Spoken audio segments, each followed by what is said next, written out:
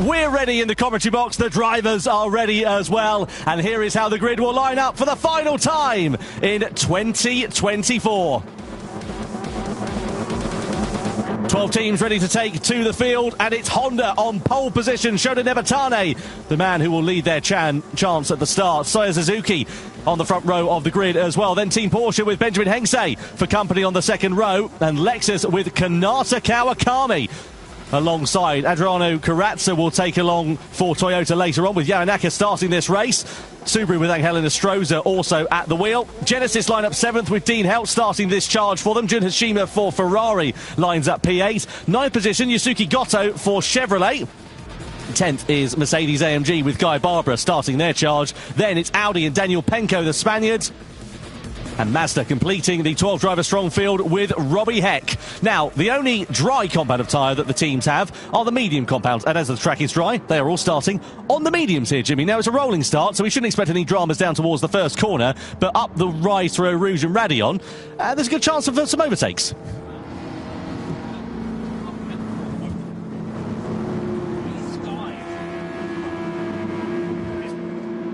It's dark and foreboding here at Spa at the moment. You can see the grey skies. I mean, I think we know what's coming at some point, but when do our drivers, what do you do with that strategy? All starting on mediums for now. Honda leading the way here at Spa for the grand final. Will they still be there come the end of the race? Well, who is going to be crowned as the Manufacturers' Cup champion of the 2024 season? We're about to find out in 20 laps as the grand final here in Amsterdam gets underway.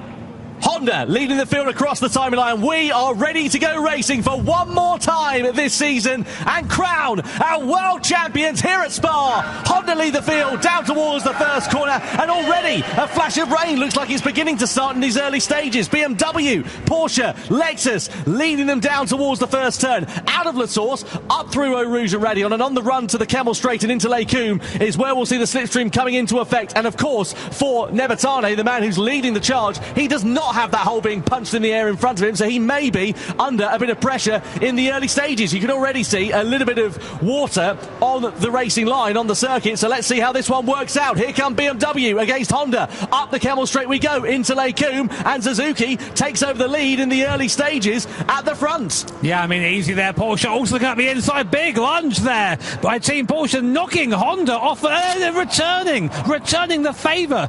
Team Honda, big slap there. I think that's Nevatane at the wheel there of that Honda. I mean, all's fair in love and war, but I'm not sure the stewards will agree with that one. It's a marathon, not a sprint. That's what you've got to remember in this race. You can't win it on the first lap, but you can certainly lose it. Toyota getting into the back of Porsche there, and also in turn pushing Honda a little bit wide. It's aggressive, it's feisty. Honda now side by side with Toyota through Ix as well. Toyota with no room. Genesis trying to find their way through. They've got momentum. This is scrappy here, lads, in the opening lap of this one. Genesis now side by side with Toyota down through Pouon. 2x2 through there is a little bit brave. Toyota managed to get the better of Genesis, or do they? Because they still run side by side on the exit. That's going to shuffle them out and allow Subaru to come back through and try and challenge them for position, and do so. So Toyota, the big losers on the opening lap, they've lost 2 places from where they started. Yeah, massive start there, but Dean Helt in the Genesis car really getting his elbows out early doors. I mean, Dean's definitely that sort of driver. He'll make the move if he needs to, but then understeering through the first stab, though, that allows Team Subaru to try and get into Nestroza in the car for them at the moment. But that's a small gap now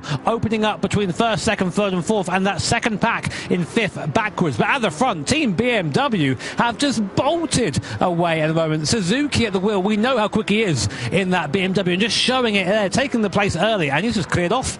So Honda, not a particularly brilliant start to their race. Let's have a look at what happened here with this overtake then down. Brilliant start to their race. Let's have a look at what happened here with this overtake then down into Les Combes. On the outside here of BMW now, Honda, keep an eye out for Porsche behind, because they're going to come through stage right. Up the inside they go. Pushes Honda a little bit wide. They go off to the runoff, returning the favour. Porsche get muscled out there as well. And like candy from a baby, Lexus go through and up into second as well. I think the move from Porsche is a little bit optimistic. I mean, you've got to go for it, of course, but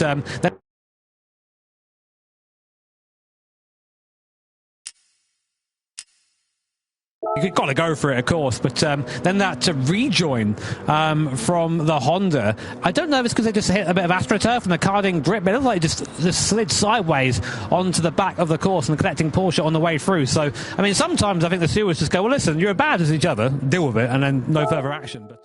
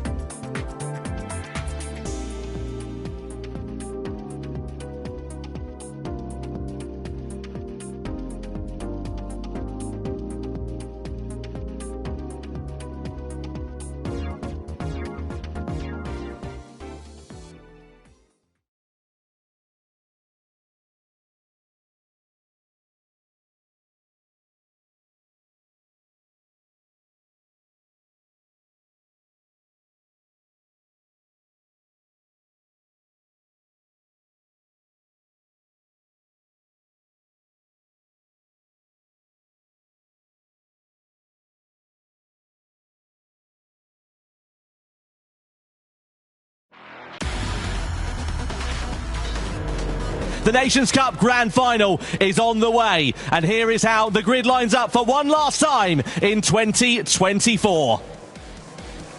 Red Bull X 2019 is the car, and on pole position the winner from race 2 and the championship leader Jose Serrano. Kilian Drumont joins him on the front row of the grid. Row 2 headed by 2020 champion Takuma Miyazono. Next up is Kai de Bruin, the Dutchman, to a roar from the Dutch crowd. Angel Nostroza P5, he loves these cars, we know he can be quick. Valerio Gallo down in 6th place, he's got a bit of work to do, and he's got Guy Barbara in 7th position right behind him as well. Next up, Adriano Carazza P8 on the grid. And just inside the top 10, Takuma Sasaki, who's had a bit of a difficult second race. Completing the top 10, it is Robbie Heck, the American driver. Next up, his compatriot Callum Roach in P11. 12th and last on the grid, Coque Lopez. He has also got a lot of work to do from that far back. Now, let's look at the tyres for the final time this season at the start of the race. Serrano, he's got clear track in front of him here, Jimmy. He wants to make hay while the sun shines and get off into the distance. Yeah, that is the right choice, I think, from Jose Serrano. He needs just to make himself a big gap as quick as possible, use that clean air, use that soft tyre, and just be efficient with his time. Interestingly, we mentioned Valerio Gallo before we started. He's gone for that hard compounder tyre, so he's opting to try and basically be the cork in the bottle for the rest of the drivers and opting to go fast a bit later on. So then coming through to the start-finish line we are. Here are the live points rankings. You can see Jose Serrano it is that leads it then. 5 points over Kilian Drumont. Double points on offer for this grand final. And only one driver that can be crowned as the 2024 Nations Cup World Champion. Jose Serrano will lead the field across the line. Drummond in second, Miyazono in third. For one final time in 2024, we are about to go racing. It's lights out and we are underway for the grand final of the Nations Cup in 2024 here at the Nürburgring. Serrano leads them down towards the first corner, followed by Drummond, Miyazono, De Bruyne and Inestrosa. A rolling start for the drivers. I don't expect any heroics down into that first corner, but you should expect Serrano to try and clear off into the distance with the soft tyres and the clear air in front of him. Yeah, look at the gap already, 7/10 of a second in the background there as Roach gets by Sasaki.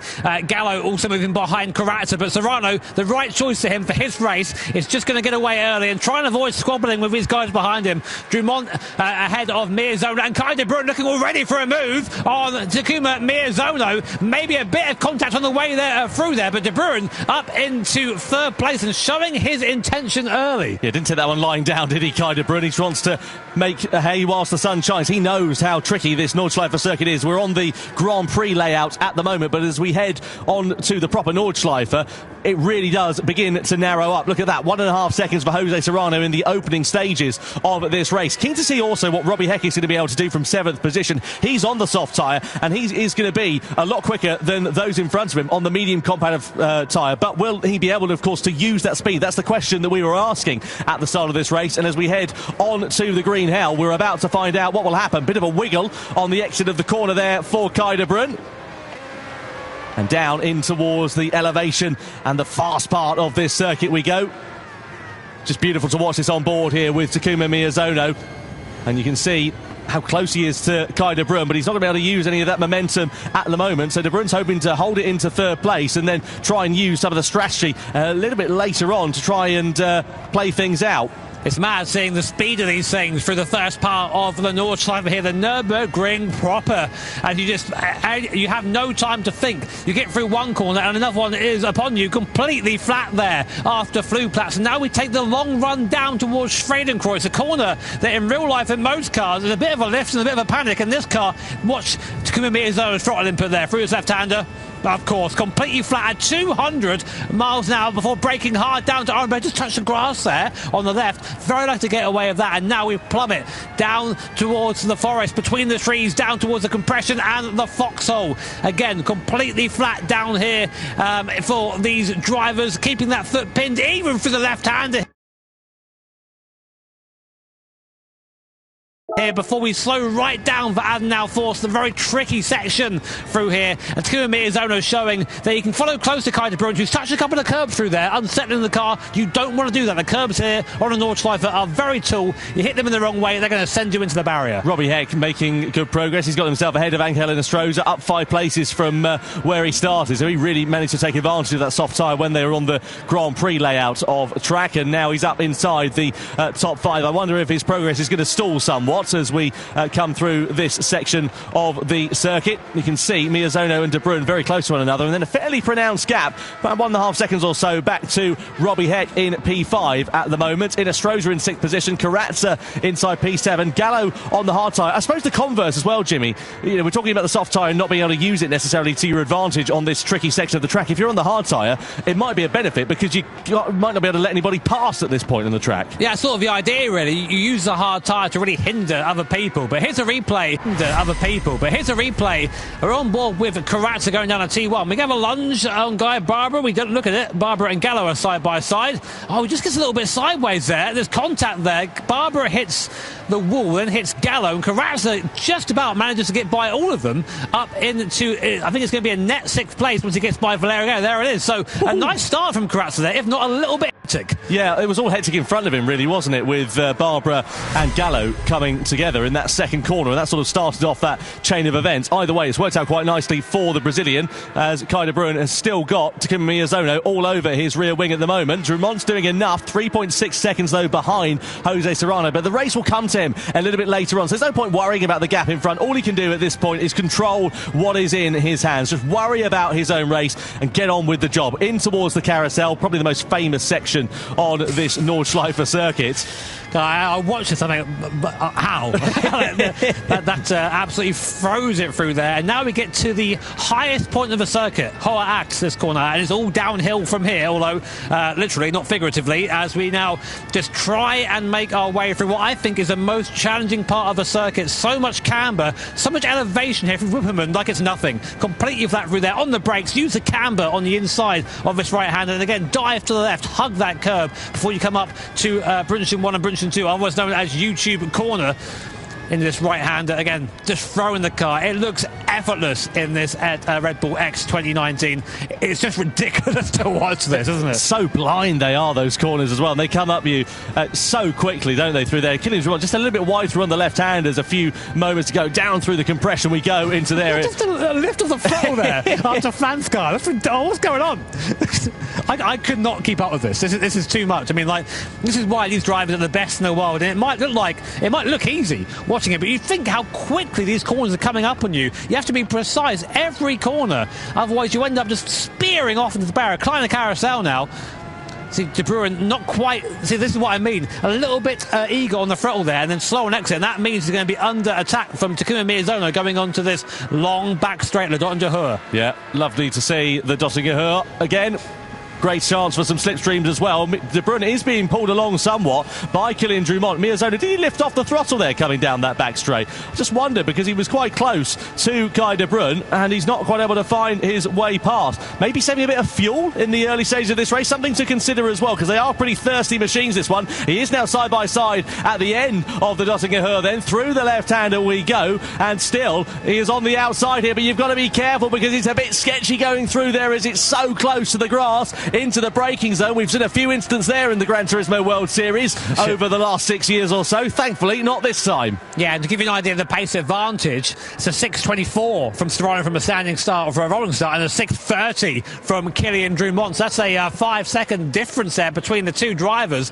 And Drumont now doing a good job in second place, the faster of the medium runners, but not able to keep the pace of Serrano on that soft. Lopez opting to come in early from that hard compound tyre, as we thought he would, but Gallo, from what I can see, has opted to stay out another lap. I was just about to say, interestingly, Gallo and Barbara have not decided to pit then, so they're going as long as they can on the hard tyre. I mean, we generally say that the hard tyre is lava. You want to stay off for it for as long as possible, for as short time as possible, but there's obviously some method in the madness here for Coque Lopez. He thinks he can either eke out either the soft or the medium tyre an extra lap. Again, doesn't sound like a particularly long amount of time, but when you consider the amount of tyres, the amount of force and energy going through them, a lap around here, it's an awfully long time, and you've got to make that gamble and be confident in it before you come into the pit lane, because if you've made a mistake, well, you're going to pay for it for the next 6 minutes. I mean, I did watch some practice earlier on, and the soft tyres are pretty cooked after 2 laps, which Serrano's just gone on to lap 2 of that soft tyre. So I think it stands to reason the medium might struggle to do 4 as well. But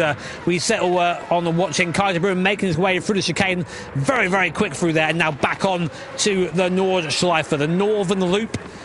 Really awesome to see these cars and make their way around this legendary circuit. I mean, we'd race it every time we come here if it was up to me, of course, but that's why it's not up to me. Look at the fuel, though, there for Serrano versus Drumont, etc. You know, he's done about 6 or 7 litres more fuel, Jose Serrano. Doesn't sound like a particularly great deal, but that's, another couple of seconds in the pit lane that he's going to spend putting fuel into his car relative to those around him if he's not able to save it. The crucial thing is, of course, that Serrano doesn't have the advantage of the slipstream. He's punching the hole in the air. Those behind the likes of Drumont, they of course can afford to save a little bit of fuel. We saw that with Miyazono on the first part of the Dottinger Höhe, just lifting off of the throttle, coasting as it were, and just trying to save those crucial sort of millilitres, litres, as it were, to try and give him an advantage when it comes down to the pit stops. Yeah, I mean, there is going to have to be fuel that goes in the car. We calculated around 96 litres for the entire race, give or take, and these guys are burning through their fuel quickly. The best on fuel so far actually is this man, Takuma Miyazono. He was doing what you said he was doing earlier on, just sort of hanging behind Kai De Bruyne, being pulled along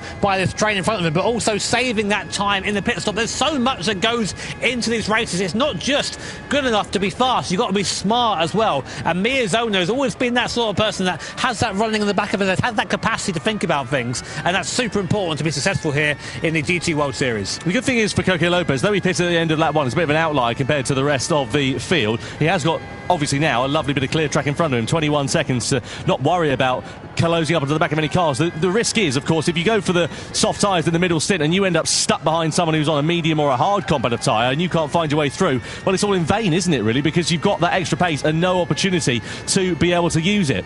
Through these sweeping corners that, again, so blind that you've got to be so precise and lightning on the reactions that... this is where the dirty air will really be beginning to kick in. That's the converse, of course, because it will cause you more tyre wear, despite the fact that you can save fuel in a straight line. Yeah, through Adenau here, there's medium speed corners, so if you lose the grip, you really feel it as we go back up the hill once more. Interestingly, we'll keep one eye on Coque Lopez, because he's gone a completely different direction from everyone else. He's pitted super early, got that hard tyre off, and now he's on a soft tyre with no one in front of him, so he can just push into that gap as hard as possible. This is what Lopez tends to do. He never ever seems to be in a good position going into his final races, but always finds a way to make the strategy work. If we go back on board with Kai de Bruyne, there is the trophy. These guys are all fighting for the Nations Cup trophy. Which man will have his hands on that when the race checkered flag falls on lap 7 in a few moments' time? Kai de Bruyne still there, still on board, getting a tub there from Kylian Drumont. Fuel-wise, Kai de Bruyne and Miyazono have used about 3 litres less fuel than Drumont in front. So staying where they are now actually might be, I mean, that's worth a second. It's 3 litres per second. That's it, yeah. So they're just playing the smart game at the moment, biding their time. It's a marathon, not a sprint. You've got to be careful. You've got to use your head in these races. Unlike what we saw in the first one, where you can sort of afford to lunge your way through on the inside or send it around the outside and, you know, throw caution to the wind, so to speak. You can't do that here in these longer form races. You've really got to be sensible, figure out your strategy and find something that works for you. And also, crucially, not make too many mistakes, because a second here, a second there, half a second even, can be absolutely critical. Really interested to see what the lap time's going to be for these guys on that medium tyre. 6:24 for this is ridiculous for the full layout. To give you some context, of course, I'm lucky enough to race the equivalent of a Group 4 car in real life, and our best lap time was like an 8:38. That's 2 minutes, 2 and a bit minutes faster. That's just ridiculous around here. I'll give it a amount of time, Jimmy. It's probably only a matter of time before you end up in some kind of fast prototype, isn't it? Oh, please, not here, please. I don't want to. Shut your eyes, turn the wheel, and hope for the best, wouldn't it? I just don't want to do it. Through the long right-hander we go, then the fast left-hander as they make their way through, and Kai de Bruyne, as we said, just biding his time, keeping it patient. Rota's got a penalty as well down there in 8th position. Didn't quite see exactly what that was all about. He's made up 3 places, though, from where he started, but he's got Sasaki not too far adrift down there in 9th position. Gallo also, as we know, on the hard tyre as it stands for now. We should see a flurry of activity in the pit lane at the end of lap 2. For my money, you're going to see at least the hard job runners coming in. I reckon we're probably going to see the soft job runners of Serrano and Heck probably pitting, because I don't think they'll have much life left in them. Interestingly, the gap to the front hasn't extended in the same way. So I think we're seeing that second lap on that soft tyre is nowhere near as strong as the first. I mean, to be expected. Serrano's tyres now are starting, you can see there the rear tyres are starting to get to a point where they're really, really struggling. That'd be bad traction, bad braking. The bad tyre wear affects everything about a car. As we come down again, watching Kai de Bruyne again. Miyazono, I've got the impression, just lifting that throttle, just letting himself coast up to the back of the cars in front, giving himself the maximum possible pit advantage. Now, will these guys come into the pit lane this lap?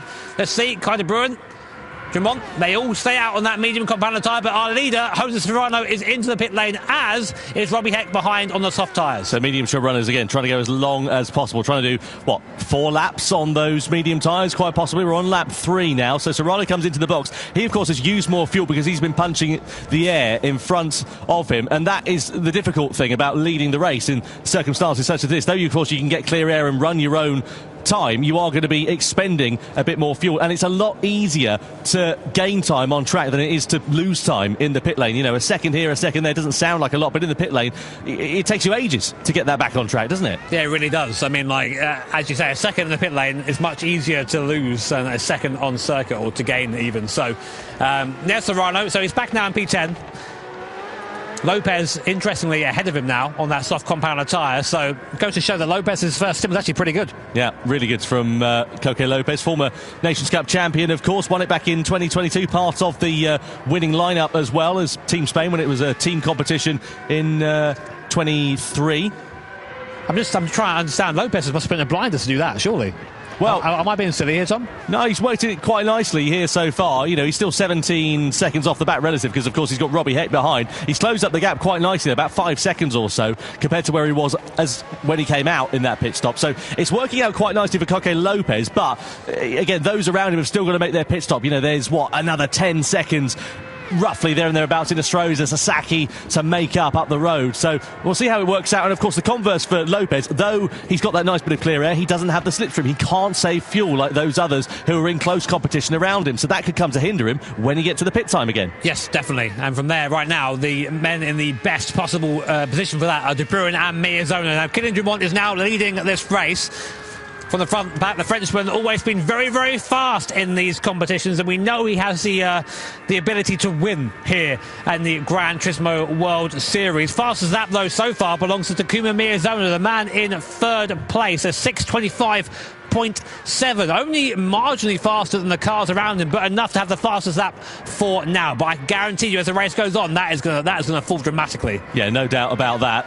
Kai de Bruyn just keeping watching brief on proceedings. There is Kylian Drumont. In terms of the fuel, he's exuded another 4 litres compared to the Dutchman at the moment. So just see how tight those margins are there as well as they make their way through these corners. It almost looks like they're flirting with the grass, the curb, every single opportunity going through those fast corners. What's the magic of the Nordschleife is it isn't as a traditional racetrack. It's a relic from a time that's gone, but still somehow used and raced on today. Where look how close these barriers are. You make a mistake, you're on the grass. I mean, you're in the grass, no grip. You're in that barrier almost straight away. And it really is a track that demands your attention. It demands skill and precision. And then on top of that, we launch these guys into the fastest cars in the game and go, yeah, off you go. Enjoy that, have fun. I say that outside of the Tomahawk. I would love to see a race in those. That would be class. Yeah. One day. That's the thing I love about the Nations Cup as well, is the variety. You know, we started off in 1,000 horsepower road cars, no downforce, you know, not particularly brilliant when it comes to braking power compared to a racing car. And then speaking of that, we end up in a racing car for the second one, where we're in, you know, a 90s Formula car. And then for the last one, we're in a modern day hyper-powered Red Bull X29T, which has got more downforce than you can shake a stick at.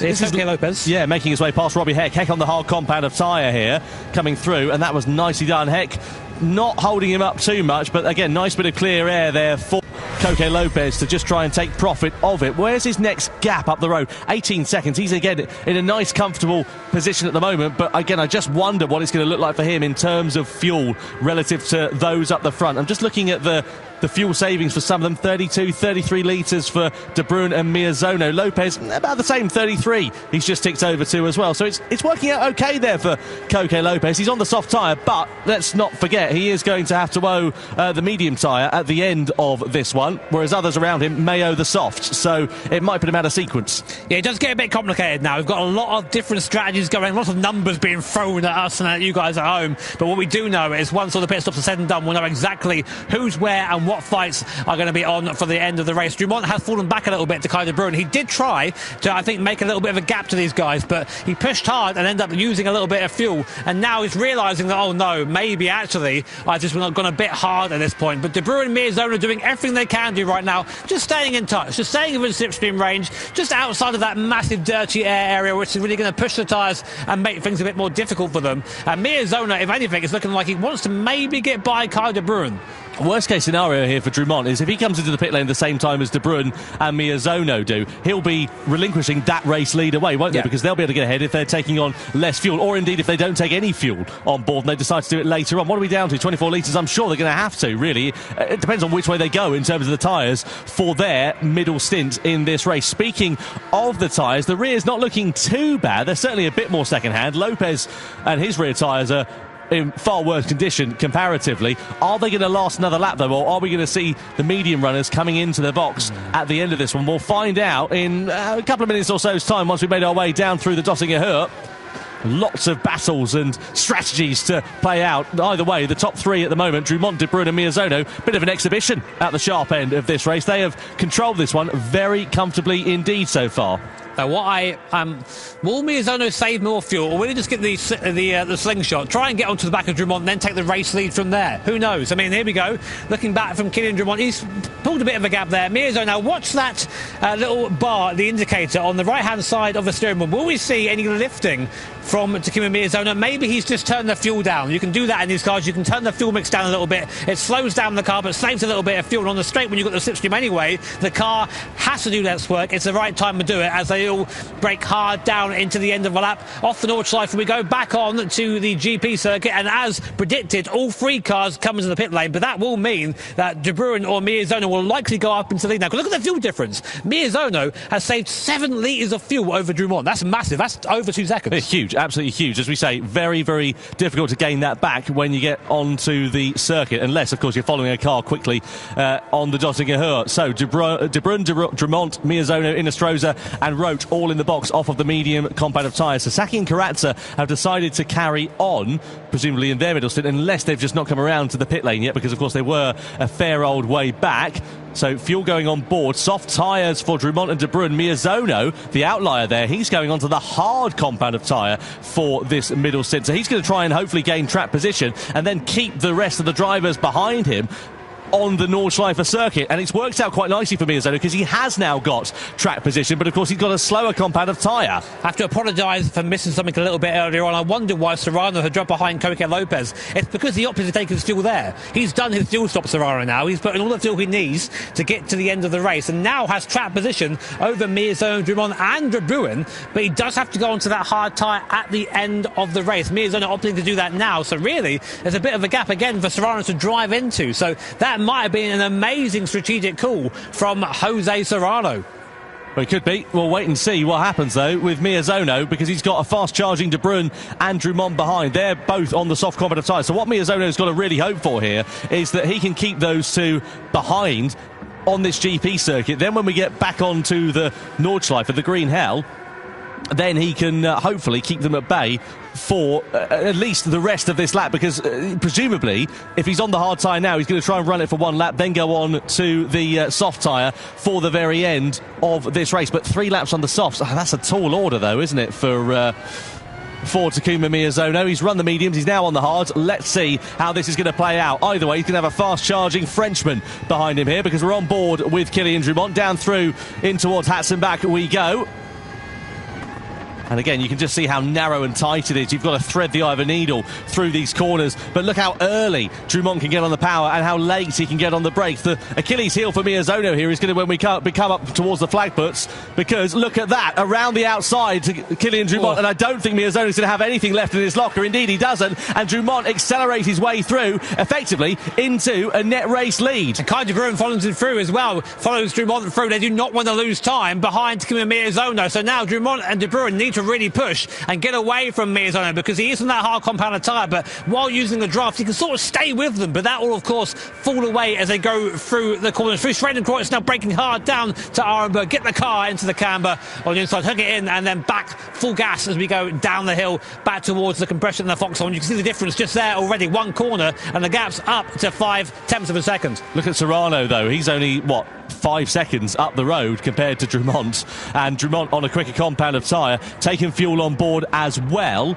So Serrano here on this middle stint, he's going to be struggling. It's going to be a bit of damage limitation, and of course he owes that hard tyre at the end of this race. So again, it could be a smart strategy, but it might not work out for the Spaniard. Let's have a look and see what happened then here. So Miyazono just ran it a bit deep, couldn't get the car rotated. Drummond said thanks very much, went straight through, and then De Bruyn said thanks very much as the slipstream came into effect with Kylian Drummond and managed to sweep on by. I've never seen a move like that before at that corner, but I've also never seen... Serrano, penalty. Oh, that's huge. Colliding with another car. When was that? Was that Karatza? We'll have to wait and see. I did wonder if the gap had shrunk down, and it looks like it clearly has, hasn't it? So Serrano now with Drummond. Let's have a look at what happened then here. So Serrano, it's with Robbie Heck, isn't it? It's further back and up the inside, and it was the merest of touches going through there, wasn't it? It was very tight. I mean, our stewards do have access to different angles than we do, and they would have looked at that a few times before handing out that penalty, but that's going to be huge. huge for Yuseto there. He's really going to have to push to make that time back. The second might not seem like much on a circuit this big, but these guys, that's how tight the competition is. 1 second can make all the difference. Now, interestingly, do you know who the fastest man on track right now is? Well, not this guy. Yeah, but it's Valerio Gallo on that medium compounder tyre, currently in P7, and he is someone who still has the soft tyre yet to run, and he is gaining on Miyazona in front. Well, you've got Italy's fastest man out on track, and you've got Spain's maddest man, I'm sure, in third place following that penalty as well. So, a difficult middle stint then here for Jose Serrano. As you say, it was just the lightest of grazes. Meanwhile, Adriano Carrazza up into second. He's all over the back of Takuma Sasaki. Is he going to be able to find his way through on the Japanese driver as we come through this series of corners? Well, if you give Carrazza an inch, he'll take a mile, and I wonder whether he's going to think about it before too long. He's not close enough to mount a challenge at the moment. Both of these drivers on the medium compound of tyre, both will be pitting at the end of this lap because they're going to be critical on fuel. 8 litres left for Sasaki, 8 litres left for Adriano Carrazza. And they'll be coming out of this one on to their next compound of tyre because they've done a first stint rather on the medium compound of tyre. So presumably they're going to go to the hard tyre for 1 lap only and then try and run the softs to the end of the race. So what they've tried to do is overcut effectively on them. But what's the gap now down to? 15.8 seconds to Jose Serrano. It's a bit of a bold strategy, that one, isn't it? Yeah, sorry, I was just chuckling to myself watching the gyro cam from it. It looks so fast through there, man. I mean, I've done a few silly laps around the Nürburgring in silly cars, and I just think to myself that, like, I cannot do that. Oh, Sasaki there running it very wide on the exit of onto the straight, onto the dot, onto her there. And now Carrazza will have that draft down the straight. Usually it's easy to pass it, but these guys are both on very little fuel indeed. So they're going to have to take fuel here. How much they take, of course, might not agree with each other. We might see Sasaki take a lot. We might see Carrazza take a lot. But we'll see as they come into pit lane underneath the Bilstein Bridge as we go now down towards the heavy braking zone. Zaki looking up at the screen there because they can get a bit of info from the screen. They can see the same big screen you guys can out in the audience and at home. So sometimes you'll catch the players glancing at that to get a little bit of an idea of what's going on around them. You do hear that of that in F1 as well. Drivers, when they've got a commanding advantage, will just have a look up at the big screen to see what's happening. Sasaki and Carrazza then, as predicted, into the pit lane. They cut that very, very fine. 1 litre of fuel left for Sasaki in his Red Bull X 2019. So Serrano is going to take over at the front, but the deficit between himself and Drumont now down to 2.1 seconds, and Drumont is going to be coming very close to the back of him very, very soon. And we'll see how long it takes the Frenchman to mount a challenge for the race lead. So, start of lap 5 we are on. 3 to go here in the grand final in the Nations Cup. Serrano on the slower compound of medium tyre, but also, crucially, owes even the slower compound of tyre to that, the hards, at the end of this race. New fastest lap of the race set by Valerio Gallo, a 6:23.4. The Italian on a charge right now on that medium compound of tyre. He's just found, I think, a good rhythm around here, and importantly, actually starting to put up to the back of Takuma Miyazono. So if the tyre graphic is to be believed, Gallo might be able to catch Miyazono by the end of this lap. And the best news for Gallo is that he owes the soft tyre at the end of this race, so he'll be quicker than those around him as well, because every other driver in front of him will not be on the soft tyre at the end of this race. We'll have Serrano on the hard tyre, Drumont will be on the hard tyre as well as De Bruyne. Miyazono will be on the soft tyre as well, so what he needs to do really is try and get onto the back of Miyazono and get past him while he's on a quicker compound. Another penalty for Serrano. That's got to be track limits. We've just gone through one of the fastest chicanes on the circuit. Really easy to pick up a penalty there, and Serrano throwing away any advantage he has, just not quite comfy maybe on that medium stint on that medium compound of tyre. But another penalty for Serrano, and that's an automatic one. Stewart's got nothing to do with that one as we ride on board with Kilian Drumont. The sun starting to get a little bit lower in the sky now as we just fly through this first sector of the Nordschleife, and that'll be a real encouragement to Drumont because he can now see the car he is chasing. It won't be long before he's got a draft and he'll be right on the back of our current leader, Jose. 1 second penalty too, and here are our live point standings, but that will change very soon. Yeah, certainly will. So Serrano could be costing himself a chance at being crowned the 2024 Nations Cup champion here, because as you can see, very fine margins, double points on offer for this grand final as well. So if Drumont is able to leapfrog the Spaniard, it will be Drumont who is crowned as the champion, but De Bruyne, Miyazono, all relatively close behind as well. Let's have a look at what happened here to Serrano then. So as Jimmy said, coming in towards the chicane, he just clambered the curb a bit too much going into the first part of it, and he knew straight away, didn't he? Bit his lip there, shook his head, and that was it, unfortunately. Big shame there for Jose Serrano, and you can see now the Jaws music is being cued in the record player, because Drumont and De Bruyne are very close behind indeed. Now, interestingly, Kai De Bruyne has done an amazing job saving fuel, whereas Kylian Drumont has 19 litres left in the tank. Kai De Bruyne has 26.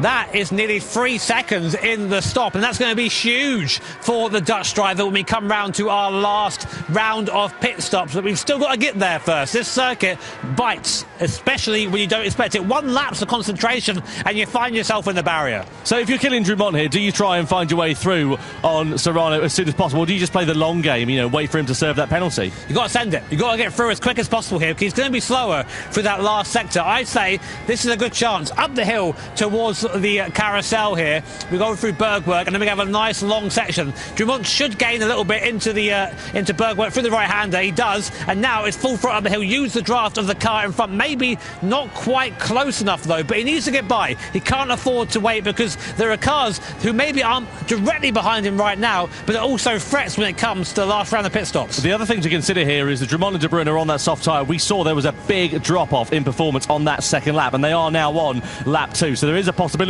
that the tyres could be coming a little bit more towards the end of their life compared to the medium tyres, relative to Jose Serrano in front, of course. Yeah, definitely. I think I just heard Drumont there turn the fuel down as he couldn't get any closer to Serrano. Now right on the back of the Spanish driver as we go into the carousel for the 5th time. He'll launch the car to the bottom here and just ride it through. Incredibly bumpy through here. Very easy to just spin a tyre if you get on the throttle too early on the exit. And now we go back up again to the highest point of the circuit. But actually Serrano, impressive enough through there, still keeping that gap of 7/10.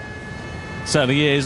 Threading the eye of a needle through there. That's beautiful from Kylian Drumont. Fantastic piece of driving from the Frenchman, and likewise Serrano and De Bruyne. I have to say, De Bruyne doing such a good job to keep within the wheel tracks consistently. Half a second he sits now behind Drumont, and he's been there for a fair amount of time. And De Bruyne actually the fastest man out the entire race in the first and second sectors over the course of this one. Up in towards YouTube corner we go.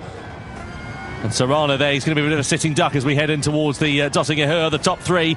Well, you could throw a blanket over them, couldn't you, at this point? But look at that, 8 litres more fuel for Kai De Bruyne. That is going to pay dividends when we come through into the pit lane. Serrano surely is going to be into the box at the end of this one. He's got no choice. He's got no fuel left in that X2019.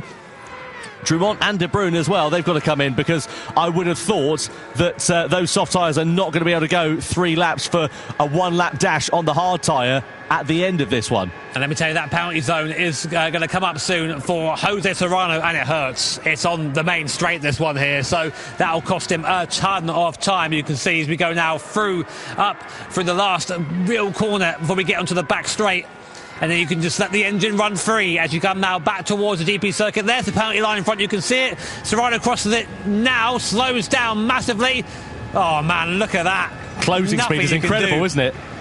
But Serrano, luckily, will have the draft. He should pick the car back up again nicely. He has fallen back a little bit, but that's not going to hurt him as much as we originally thought. But the problem is he's lost track position. They're all going to have to take a bit of fuel on board for this final stop. And again, the big outlier here is going to be Kai De Bruyne. He's got 12 litres left. Drumont in front has got 4 litres. Serrano just 2 litres. So again, very, very fine margins. Here are the live point standings. Now Drumont has got ahead of Serrano. He now would be crowned as the Nations Cup champion, but there's still 2 laps left and remaining. 1 litre of fuel left for Serrano. Cut that very, very fine indeed.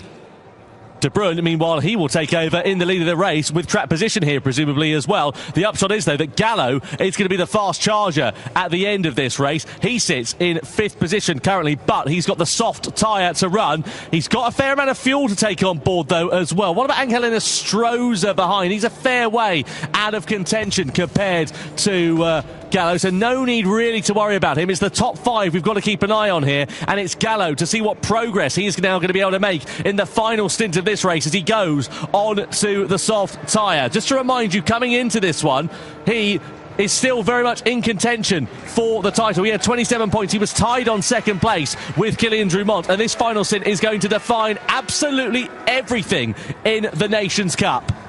Wow, it comes down to this. Kai de Bruyne out front. 3.4 seconds is the gap owing to his fuel saving throughout the race. Great strategy there from the Dutch driver. That's the gap on circuit. That is the gap to the end now. Behind him, Jose Serrano still within touching distance. Takuma Miyazono out of the pits now. And look, on that soft compounder tyre, if there's something you don't want to see in the mirrors, it is Takuma Miyazono on the soft tyre. This guy is a rocket and now has the fastest car possible until the end of the race. But as does behind him Valerio Gallo, incredibly fast Italian driver. Alternative strategy from the rest, but now also within touching distance. It's going to be an absolute dogfight to the end here, and I cannot wait as Serrano already latches onto the back of Kylian Drumont.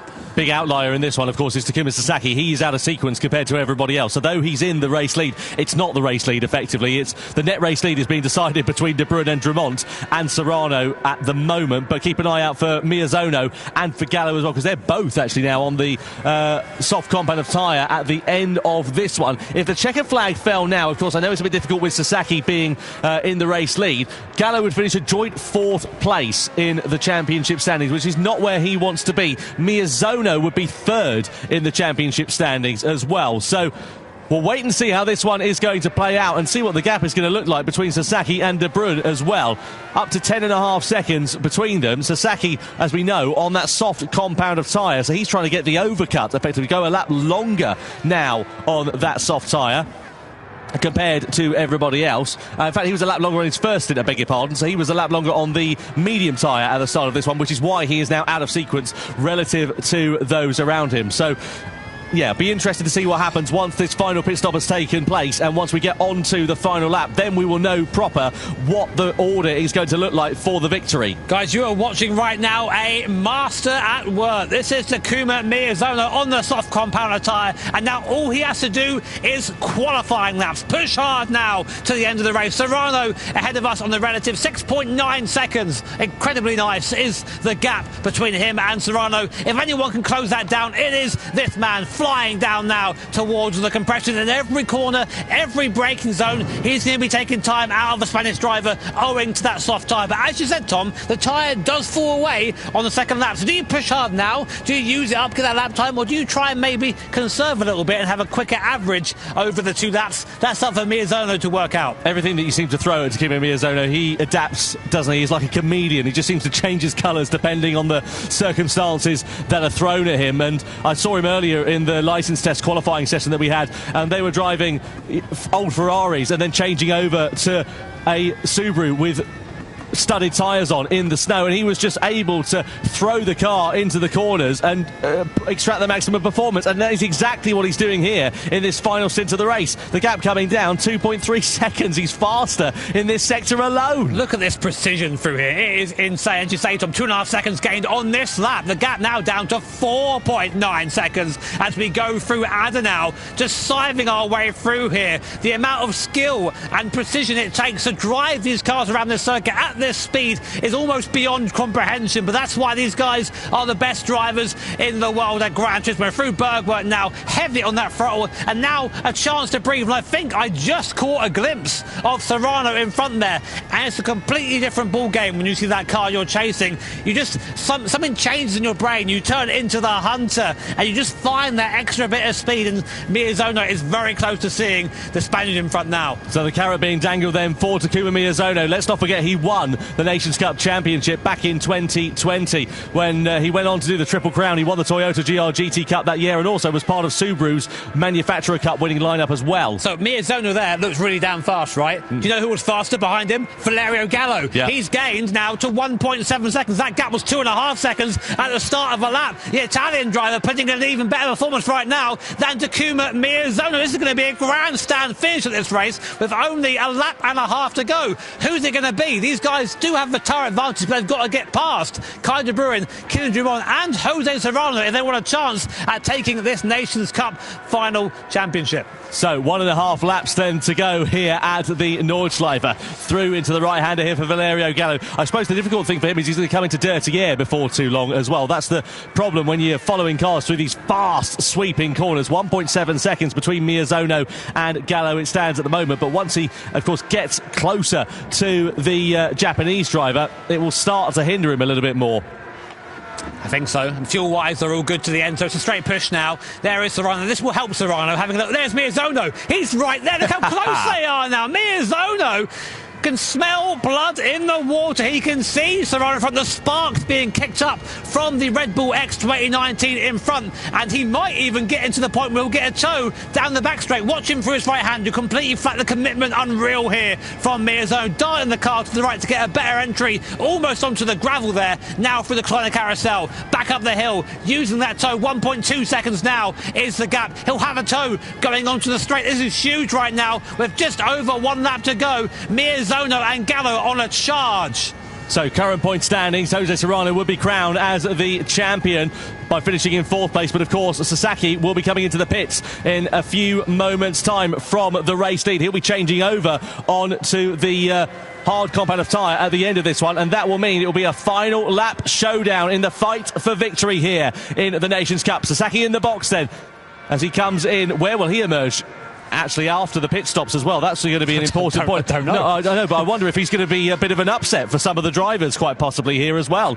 I feel like he'll be behind Gallo. I feel that's where it's going to come out, but we'll see. I mean, Sasaki has had a good in-lap on that soft tyre, but as we go, so Kai de Bruyne then inherits the lead from Kylian Drummond, Jose Serrano 3rd, Miezono 4th, and Gallo up into 5th. It's now a straight fight between these 5 drivers for the win here in the grand final. If the race finishes now, Serrano would win, but I have a feeling he's going to be passed very soon by this man, Takuma Miezono, extremely close to the back, and he has the tyre advantage on the soft compound tyre. Serrano has driven well, but that hard compound, look at the difference here. He's just a sitting duck at this point. Yeah, Miezono's had a particularly good run in this weekend so far, and he's now all over the back of Jose Serrano. He's lunging his way to the inside of the Spaniard, down into the hairpin, and Miezono goes up and through into 3rd place. He made that look so easy, and that then elevates him up into 3rd now in the championship standings. Next target, Kylian Drummond, and he's only 6/10 of a second away. Yeah, I mean, this is it now. If you're in that driver's seat, you're just feeling egged on. You think, right, I've got one, let's get another one. And then the thing is, 3.5 seconds in front of this is Kai de Bruyne. So will Takuma Miezono have the pace to catch the Dutch driver? He's there because of his great fuel saving. Will Miezono go for a move here into the chicane? He's looking at it. Oh, he does! In the chicane, does up the inside, slows them all up though, and Miezono through, and now it's 4.5 seconds, and there's Gallo. Gallo there in the background too. Now he's got to get by as soon as possible. He cannot waste time with Serrano or Drummond if he wants to challenge this win, but look already, he's stuck there. That could be the deciding move from Takuma Miezono. Yeah, difficult times then for Valerio Gallo. You can see there if there's a tie at the point, it'll be the driver with the higher result in this grand final race who will be crowned as the champion. Now Miezono is up and into 2nd. That's enough currently for him to be crowned as the world champion, but he'll be tied on points with Jose Serrano, so of course he needs to finish ahead of the Spaniard. Serrano currently in 4th place, and now here's Gallo trying to make his attempt at a pass over through Flagplatz on Serrano, but nothing doing for him at the moment. He's so much faster than the Spaniard because the Spaniard's on the hard compound of tyre, but he doesn't have the opportunity to use that extra pace, and he's gone underneath him. He's going to be forced to the outside line here. Gallo's going to be later on the brakes. Is he going to sweep his way through on the inside, then goes to the outside line? Very close quarters here for Valerio Gallo around the outside, and Serrano's not giving this one up easy at all. Side by side they still continue to run, and eventually he has to set off a second best. It's going to be game over for Gallo at this rate. Serrano fighting for his life right now. It's so hard to keep a guy on the soft tyres behind you, but he's doing it well. And all the while going on, Miezono is putting away. Kai de Bruyne is still 4 seconds to the good of Takuma Miezono. If he can just keep his pace up, he might be able to beat the Japanese driver to the line. But Gallo right now, this is the downside on a different strategy. Goes for the lunge, can't quite make a move. You can feel the impatience from the Italian driver, and I have the feeling that this isn't going to end well. Contact there with Serrano as dusk begins to settle here at the Nürburgring lights on as we now fly through the forest, illuminated by the headlights of his Red Bull X2019s. Gallo running out of time to make a move. And this is the problem when you start lower back in the pack. It gives yourself so much more work to do. Gallo has really been compromised by his poor race 2, and now he is paying the price for it here in race 3. He picks up a warning for his troubles as well. One more of those, it'll be a penalty being issued by the stewards. And he's still stuck behind Jose Serrano. He can feel the hopes and dreams of a world title, a second Nations Cup championship slipping through his fingers at the moment. Meanwhile, Miezono will be rubbing his fingers with glee in about half a lap's time if it finishes as it is. I don't know if he can get there. Kai de Bruin's pace in this hard tyre is exceptional. He is being caught by Takuma Miezono, but not quick enough. Not quick enough, I think, to have to fend off. Here comes Gallo once more, looking for another place up towards the mud curve. He's side by side with Serrano. He can't make it happen. Serrano, a defensive masterclass from the Spanish driver. This guy knows exactly what he's doing. The sparks being kicked up in the dust by the Red Bull X2019. Now looking into the carousel, into the corner before the carousel. Still can't find a way by. This is a disaster for Valerio Gallo. Look at Gallo. He's all over him like a cheap suit here, trying to find his way through, going in towards the carousel, but there's just nothing he can do. You can't go 2x2 through that corner, not unless you fancy a taste of the barrier. And Drumont, meanwhile, a bit of a cork in the bottle here at the moment as well, just keeping his powder dry up the road in third place. And this is so frustrating for Valerio Gallo. I'm sure it's going to be game over because we've got less than half a lap to go. And Miezono, meanwhile, is closing up onto the back of De Bruyne. He's brought the gap now down to 2.4 seconds. I don't know if the victory in the race overall is going to be in question, but he will finish crucially ahead of Jose Serrano on the road, which will be enough, even though it's a tie, for him to be crowned as the Nations Cup World Champion of 2024. This is absolutely superb. So Serrano is doing his best to try and stay on the back of Kylian Drumont, because if Serrano can get by Kylian Drumont, he will be the champion for 2024. But of course, he's got Valerio Gallo behind him. It's looking one eye forward, one eye back, and Gallo is doing everything he can to find a way by. But it's so hard to overtake around here, around the Nürburgring. But we're now coming on to the best place to do that, on to the Dottinger. It's going to be a slipstream battle between these three drivers. And basically, if Serrano can get by Drumont, he will be our champion for the year. Miezono now has caught Kai de Bruin. He's right on the back of Kai de Bruin. If he can overtake de Bruin, he will be unquestionably the 2024 champion. This is so important for the championship. One more straight to go then to define the 2024 title in the Nations Cup. Miezono pulls out of the slipstream and sides his way past Takuma Miezono. But what's happening in the background? What about Drumont and Serrano in the battle for third place there as well? It's very close between them, but Miezono, he's going to have enough in his pocket. This will give him a 4-point advantage as we come to the checkered flag if he's able to stay ahead of Kai de Bruin. The Dutchman would love to take victory though. De Bruin's out of fuel, Tom. He's out of fuel. Oh, disaster for Kai de Bruin. What does that mean though for Drumont and Serrano close behind? De Bruin so close to taking victory. It's going to be a big upset here indeed. He's parking his car. Serrano involved in strife. Drumont as well. Takuma Miezono is the 2024 Nations Cup champion of the world here in Amsterdam. Absolutely superb. Drumont in second. Serrano will come over the line in third. The problems there for De Bruin cost Serrano really dear in those final couple of corners. It means that Drumont will take second in the standings and Serrano will finish down in third overall now as well. Oh my words. Oh my words. Takuma Miezono, your champion, Nations Cup champion for 2024, with an amazing drive and all the drama at the end. Kai de Bruin did a fantastic job putting himself in contention, but just ran out of fuel. I saw it right at the end there. And drive and all the drama at the end. Kai de Bruin did a fantastic job putting himself in contention, but just ran out of fuel. I saw it right at the end there. And in all that chaos at the end, we're going to have to wait for our final results, I think, just to make sure we've got the points completely correct. But that was insane at the end there. Unbelievable job from this man here, Takuma Miezono. He got the strategy absolutely spot on. He performed when he needed to, and he knew he needed to make those overtakes on that final lap as quickly as possible to not get held behind. That ultimately is what cost Valerio Gallo a shot at the championship. Results, I think, just to make sure we've got the points completely correct.